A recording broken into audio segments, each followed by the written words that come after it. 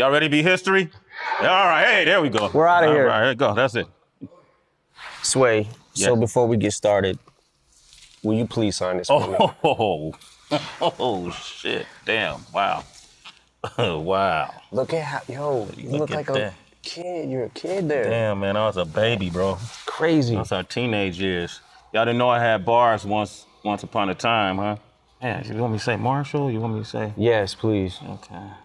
That's M-A-R. That's H-A-L-L.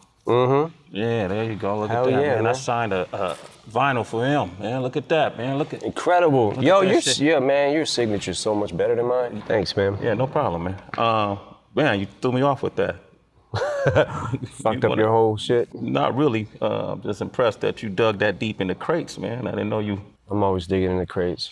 That's good to know, man. That's good to know. If you want to use any lyrics from any of those songs on that vinyl, bro. Well, I was gonna ask you when the cameras are off. There's a couple bars that I wish I could have. Yeah, that's cool, man. Go ahead, man. What's mine is yours, man. If it make your shit tighter, you know. Let's speak on bars, though. Here we are. Kamikaze came out. You know, you shocked the world the way you did it. What made you do it? I mean, a Revival came out December 2017. That wasn't that long ago. It's less than a year. What made you just drop it on the world the way you did? Because I feel like the way the climate is right now, if you give people enough time to, I got an album coming out in 2 months. You give people time to say, man, he better have a song like this or I ain't fucking with it. If he don't have a song like this, I ain't fucking with it. Yeah. He better not be rapping like this. He better not be rapping about this or I'm not gonna fuck with it. And when you go into an album, you can go into anything with the mindset of this is gonna suck. And then even if you kind of don't feel that way, you're already kind of formed your opinion in front of all your friends and you know what I'm saying? Like, so I feel like giving them no warning was the best thing to do just because it doesn't give people enough time to, you know, when the Revival track list came down the pipe. Yeah, I remember that. It was like, overwhelmingly, this shit is gonna be trash. Yeah. And that was before nobody really wanted to be wrong about it. Yeah. They had already formed, I'm not saying everybody, but a lot of people had already, formed their opinions. So.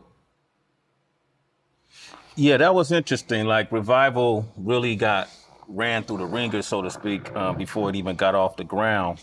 But, you know, this is that day and age. You know, it's different now, right? Yeah.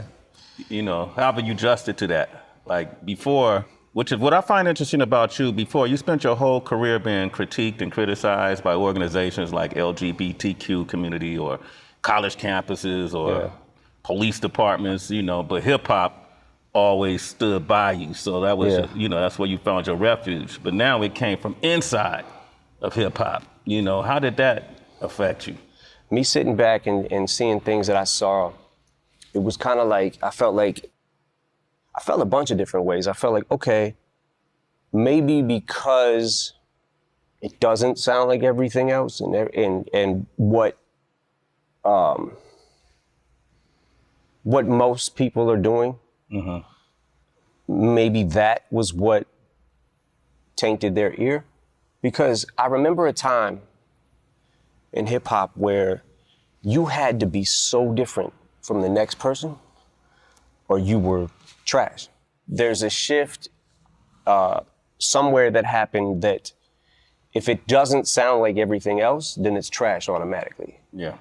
And I just sat back like, okay, all right, I can take that. It's not like I can't take constructive criticism, but I feel like it kind of went beyond constructive criticism. So I had to go back to it and look, I have made albums that definitely probably would not be the top of my list. Encore. Okay. Relapse, which I believe Encore is a better album than Relapse. Relapse is something that I looked at in a couple of years, went back to and cringed at.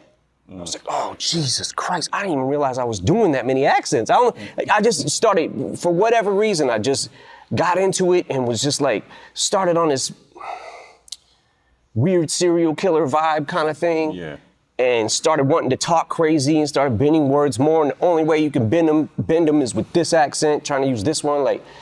And a couple years later, in making recovery and slipping out of that, getting out of the accents and beyond it, made recovery. Yeah. And I always say that if it wasn't for relapse, I wouldn't have been able to make recovery. And if it wasn't for revival, I wouldn't have been able to make this album. So I'm good with it. It just, some people more than others went a little far with it. A little far with it. I want to get into that too. And I almost, when I listen to Kamikaze and I hear some people say, man, that's the vintage M we wanted. We wanted Shady back, right? And when I listen to it, man, I have to admit, man, I hear something in you on this album that kind of made me rejoice in a way I've done in the past. I like the fact that you're not running from the criticism. I like the fact that in this digital age, you're not, cowering and then reforming to what people think you should sound like or how people think you should act, and you're calling it out. And I actually like some of these review shows that you see on YouTube, and they take people's music and they have fun with it. I look at these kids, and I see us when we were young. I see myself when I was younger before YouTube, and we'd go through a G-Rap album and, oh, this was dope, that was dope. A Far Side album, this was dope. They just kind of doing that, right? And you address them. So you're that in tuned, like in the beginning of the Ringer, when you talk about if you critique me, you can make millions. If I critique you, there's nothing I really. Yeah, it gets into the territory where it's like you got, okay, so since the internet has become what the internet's become, and since YouTube and all that, you've got so many, how can I say this? It's almost like not enough Indians, too many chiefs. So it's like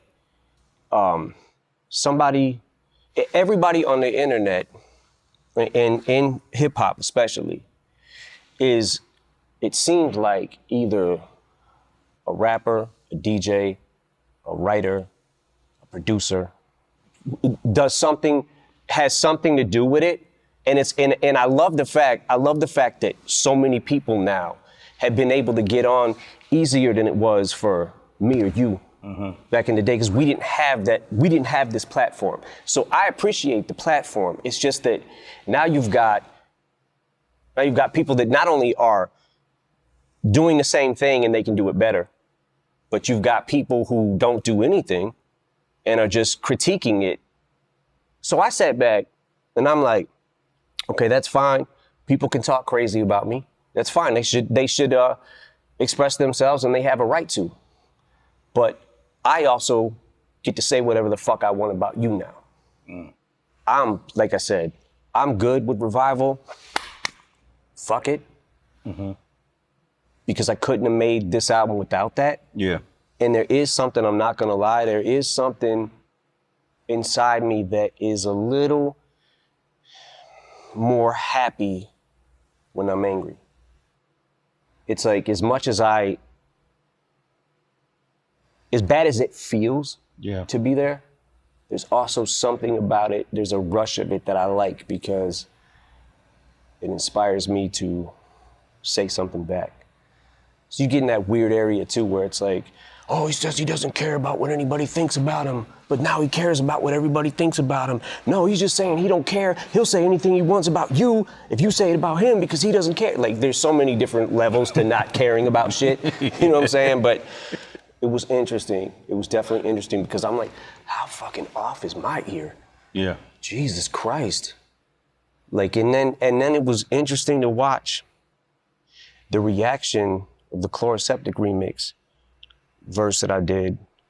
Yeah, with 2 Chainz, and you put that out in January. You touched on, you guys formed your opinion just from a track. And that's where I was at. Yeah. At that point in time, that's definitely where I was at. But I watched people going, oh, why wasn't this on Revival? Honestly, what if I said it was on Revival? You won't know, because you didn't listen probably. Yeah. But I kind of felt like, okay, I guess this is what people might want. Because I'm always stuck in that, what the fuck do people want? Like you were saying, that the old M is back and he's too old to be the old M. He can't do it. Like, no matter what, when I zig, I should have zagged. No matter what, you got half and half every fucking single time. You kind of say that. You allude to it in one of the songs where you said you set the bar so high that, Yeah. you know, at this point, you know, everything's considered a failure. Like you're almost competing with yourself. Yeah. And you touch on it a lot in every song. Well, not every song, but majority of songs you touch on it, I appreciate. But I have to, like, the Joe Budden thing is really interesting because that, along with MGK, of course, is making a lot of noise out there. Mm-hmm. And it throws a lot of folks off. When Joe first started commenting, it was mixed reactions. Some people said it was disloyal. Some people said, man, he's entitled to his opinion. Mm-hmm.